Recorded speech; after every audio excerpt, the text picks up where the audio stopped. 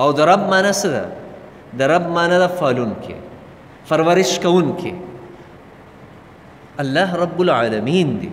دې خبرې اقرار منګه کوو روزانه په هر رکعت کې الحمدلله رب العالمین رب العالمین. ځکه قرآن کې الله پاک د ټولو نه زیات چې د کم صفت ذکر د خپل ځان دپاره کړی دی، نو قرآن کې که تاسو وګورئ نو هغه رب دی. رب رب.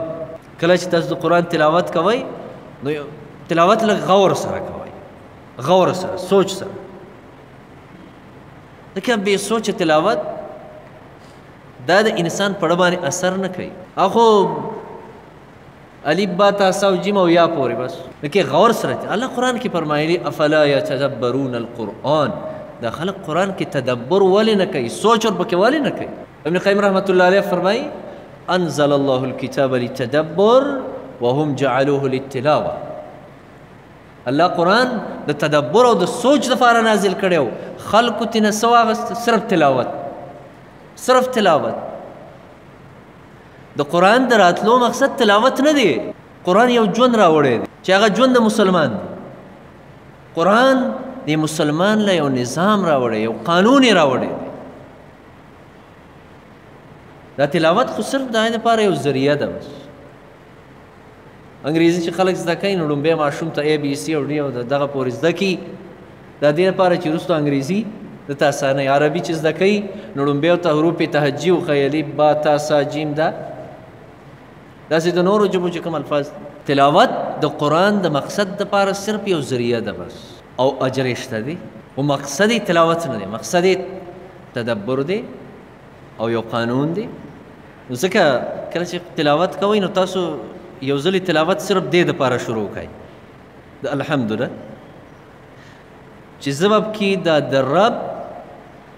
رب دا لفظ چې زما د رب صفت دی، د الله صفت دی، دا زه د دې الحمد نه واله د والناس پورې یو کاغذ ځان سره کېده، یو ډایري ځان سره کېده، کافي ځان سره کېده، یو فین ځان سره کېده چې کوم ځای رب لفظ راځي هغلته لیکه چې دې ځای کې رب. تا ته پته ولګي چې قرآن کې الله دا صفت د خپل ځان دپاره څومره بیان کړی دی،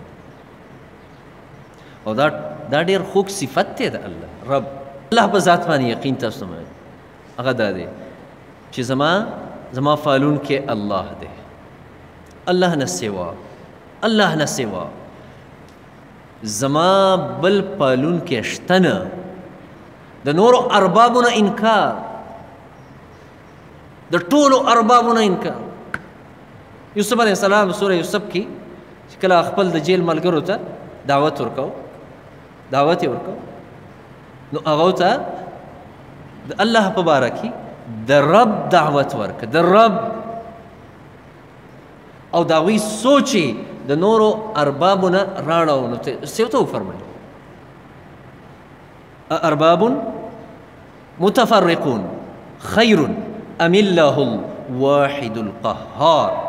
ته وفرمیل ایا ډېر ربونه ډېر پالونکي چې هغه بیل متفرقون دا بهتر دی او که نه یو رب بهتر دی چې هغه یو دی او زورور ذات.